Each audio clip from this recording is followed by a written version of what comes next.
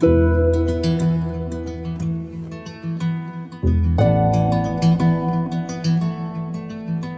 une des choses qui avait été dite dans notre groupe, c'était que l'alimentation avait une place importante, l'alimentation saine, équilibrée, variée.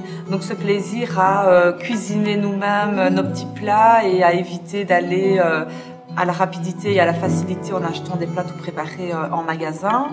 C'était quelque chose d'important pour nous et qui favorisait notre bien-être. Ce qui était aussi très important pour ce groupe de dons premiers, c'était les liens sociaux, les liens familiaux. Et grâce aux méthodes actuelles, Internet, téléphone, GSM, on a cette chance que, quelles que soient les distances, on est toujours proche l'un de l'autre. Et être intégré dans des groupes, amis, voisins, être intégré facilement, et c'est plus agréable d'être entouré en permanence que quand on est seul. Oui. Et pour rebondir sur ce que dit Marie-Paul, dans cette notion de groupe, dans cette notion de relation sociale, ce qui était important pour nous, c'est d'avoir une place et d'avoir une utilité.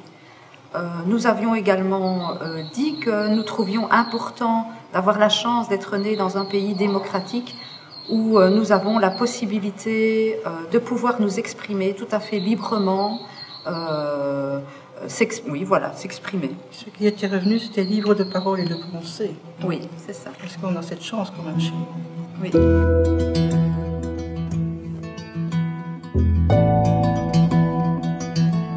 Lorsque l'invalidité vous tombe dessus, les premiers résultats, les premières conséquences, c'est l'isolement d'abord professionnel. Parce que ceux que vous avez connus, que vous croyez être vos amis, commencent tout doucement à vous ignorer parce qu'ils ne comprennent pas. Pire que ça, vos proches, votre conjoint, vos enfants, vos parents, ne comprennent pas non plus ce qui arrive. Et en général, ils sont complètement déboussolés. C'est-à-dire qu'est-ce qu'il a, qu'est-ce qu'il devient, etc. D'autant plus que l'invalidité, c'est pas nécessairement une jambe cassée, ce qui est visible pour tous, mais ça peut être purement mental. Je pense à la dépression, au burn-out, etc. À partir de ce moment-là, il est clair que la personne va rechercher, par tous les moyens possibles, de reconstruire autour de lui un environnement convivial. Alors, des mouvements comme Altéo, justement, permettent à ces personnes de revenir et de réintégrer un milieu social, et toutes les activités qui y sont organisées vont en ce sens, c'est retrouver cette convivialité et progressivement une réintégration dans la vie sociale. C'est-à-dire revivre un peu culturellement, refaire du sport, etc., etc. Le résumé, c'était « je me sens bien quand ». C'est comique à expliquer, mais l'invalidité m'a épanouie. Parce que quelque part, j'ai eu plus de temps et j'ai fait plein d'activités. Je trouve que le fait d'aller vers les autres, c'est une grande richesse. Ça t'apporte énormément de choses, ça m'a apporté confiance en moi. J'ai su exprimer mes capacités. Je trouve que on a tendance, comme on est invalide, à se retirer socialement. Et dans le fond, les autres personnes qui sont alentour de vous, je ne fais que leur conseiller, bougez, sortez de votre isolement. Il y a plein d'activités alentour de vous.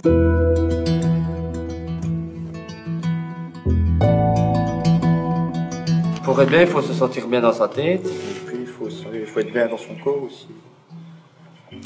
Pas de conflit avec les autres, ni avec soi-même. C'est sûr que ça casse un peu le truc, c'est se sentir toujours mal dans sa peau à cause de ça. L'important, c'est avoir un travail, être bien, un bon salaire. Puis c'est vrai que des fois, pour être motivé à travailler, ça joue sur la météo aussi. Quand la météo elle est mauvaise, on n'a pas trop envie d'aller travailler. Avec grand soleil, c'est le top. Puis ça dépend aussi de l'humeur des gens. Je me sens bien dans ma tête quand il n'y a pas de conflit avec ma compagne, avec la famille, les copains, vice-versa. Et pas de problème financier non plus.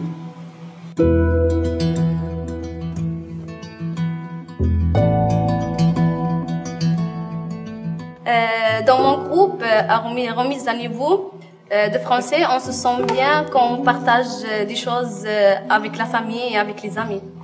Voilà, on ne peut pas vivre sans amis. Si on a des problèmes, ils sont toujours là pour nous, comme la famille. Oui, bien sûr. La famille, c'est très important parce que tu ne peux pas vivre sans. Tu ne peux pas rester tout seul dans la vie sans quelqu'un qui reste à ton côté. Oui, voilà, mais pour avoir la famille, il faut travailler. Oui, bien Donc sûr. le travail, les études sont aussi très importantes pour nous. En plus, comme ça, on avance dans notre vie, on peut se sentir fier, on peut être fier de nous. Oui, bien sûr. Et Voilà. avoir un statut aussi. Voilà.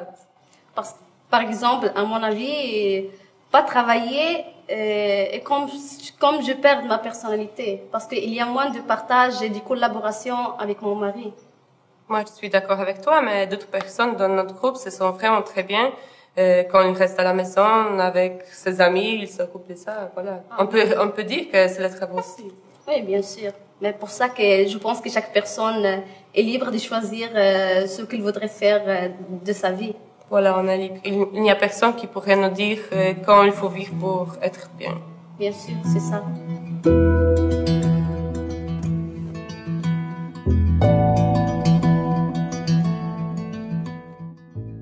Je tiens à vous parler aujourd'hui de la santé, car la santé, c'est un sujet très important de nos jours, parce que certaines personnes n'ont pas certainement une bonne santé. On doit apprendre à manger sainement et apprendre à partager notre repas, nos expériences. On se sent bien quand on mange ensemble, on partage un repas. On se sent bien quand on pratique du sport, parce que pratiquer du sport, c'est quelque chose de très très important, parce que rester à la maison sans rien faire peut nous provoquer des soucis de santé. On se sent bien quand on est avec les autres, quand il y a du beau temps, on préfère sortir dehors, s'amuser, voir le sourire de certains, et on se sent bien aussi quand on est entouré des gens qui nous aiment. C'est souvent très important et c'est l'essentiel de la vie. Et on se sent bien aussi quand on est tous ensemble. En gros, c'est le partage. Et je trouve que c'est quelque chose de très très important.